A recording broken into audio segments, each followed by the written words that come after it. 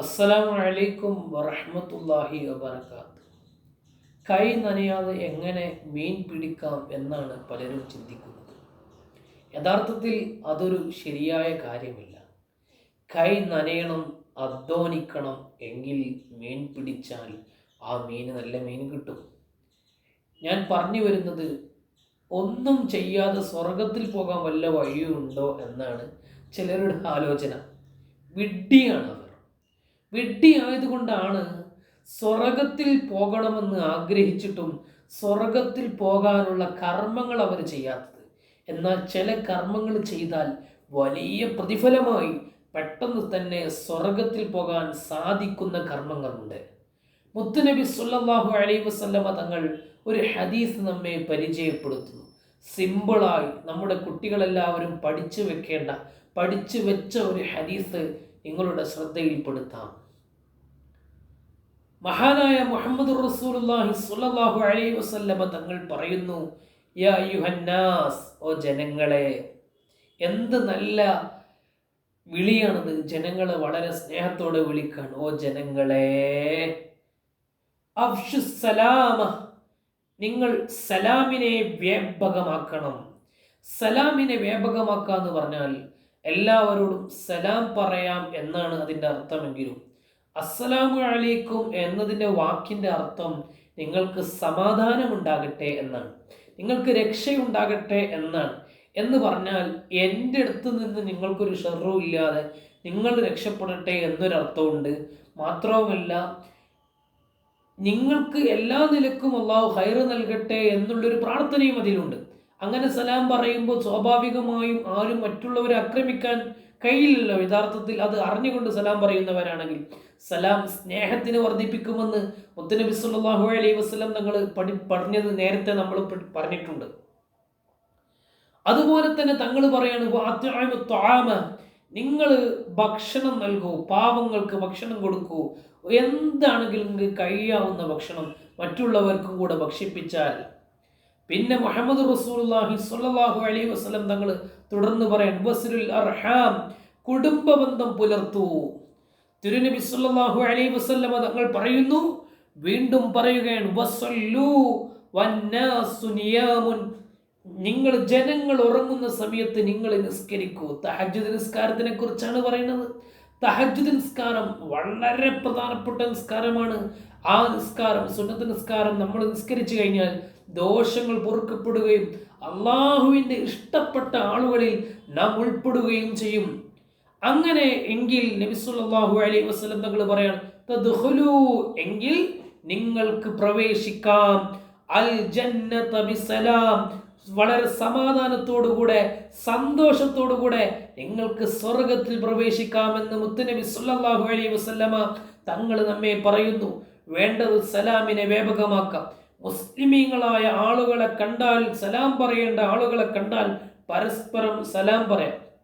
സലാം പറയുമ്പോൾ പറയുന്ന ആൾക്കുള്ള മറുപടി പറയുന്ന ആളുടെ മറുപടി കേൾക്കേണ്ടതുണ്ട്. ഉദാഹരണം, ഞാൻ ഇപ്പോൾ ഒരാളോട് സലാം പറയുകയാണെങ്കിൽ, അസ്സലാമു അലൈക്കും എന്ന് സലാം പറയുകയാണെങ്കിൽ അദ്ദേഹം അലൈക്കും സലാം എന്ന് സലാം മടക്കുന്നത് ഞാൻ കേൾക്കേണ്ടതുണ്ട്.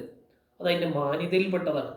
നമ്മളിങ്ങനെ പറഞ്ഞു, പക്ഷെ അവർ മടക്കിയിട്ടുണ്ട്, വല്ല ചുണ്ടനക്കിയിട്ടുണ്ട്, മടക്കിയിട്ടുണ്ടോ ഇല്ലെന്ന് അറിയില്ല. അങ്ങനത്തെ ഒരു അവസ്ഥയിൽ നിന്ന് മാറ്റം വരുത്തി സലാം പറഞ്ഞാൽ കുറച്ച് അവർ കേൾക്കുന്ന രൂപത്തിലെങ്കിലും ഒന്ന് പറയൽ, അത് പ്രത്യേകം ശ്രദ്ധിക്കണം. അതോടൊപ്പം തന്നെ എത്രയാണോ സലാം പറയുന്നത് അതിനേക്കാൾ കൂടുതൽ പറയാൻ വേണ്ടി ശ്രമിക്കണം. അത്ര തന്നെയെങ്കിലും ഏറ്റവും നല്ല. ഒരാൾ അസ്സലാമു അലൈക്കും നമ്മോട് പറഞ്ഞാൽ നമുക്ക് അവരോട് വഅലൈക്കും സലാം വറഹ്മത്തുള്ളാഹി വബറകാതുഹു, അല്ലെങ്കിൽ ചുരുങ്ങി വഅലൈക്കും സലാം വറഹ്മത്തുള്ളാഹ്, അല്പം കൂട്ടാം, അത് നല്ലതാ. ഫഹയ്യു ബിഅഹ്സന മിൻഹാ, നിങ്ങൾ നല്ലത് കൊടുക്കൂ, തിരിച്ചു പ്രതികരിക്കൂ, നല്ല അഭിവാദ്യങ്ങൾ നൽകൂ എന്നൊക്കെയാണ് ഖുർആൻ പറഞ്ഞത്. കൂടുതൽ അങ്ങോട്ട് കൊടുക്കണം, ഇങ്ങോട്ട് തന്നതിനേക്കാൾ കൂടുതൽ അങ്ങോട്ട് കൊടുക്കണം. അതുപോലെ തന്നെ സലാം പറയുക എന്നുള്ളത് ഇപ്പോൾ ചിലപ്പോൾ ഒരു ഫാഷനായി മാറുന്നുണ്ട്. ആണും പെണ്ണും ആയ ആളുകൾ, അന്യരായ ആണും പെണ്ണും സലാം പറയാൻ പാടില്ല. അഥവാ കാണാനും തൊടാനും പറ്റാത്ത ആളുകൾ തമ്മിൽ സലാം പറയാൻ പാടില്ല എന്നുള്ളത് ഫിഖ്ഹിന്റെ കിതാബുകളിൽ രേഖപ്പെടുത്തിയിട്ടുണ്ട്. അജ്നബിയായ ആണും പെണ്ണും സലാം പറയാൻ പാടില്ല എന്നുള്ളത് നിയമമാണ്. മുഅ്മിനീങ്ങളെ, ആ നിയമം കൂടി നമ്മൾ പഠിക്കണം. പിന്നെ പറഞ്ഞത് ഭക്ഷണം കൊടുക്കൂ എന്നാണ്.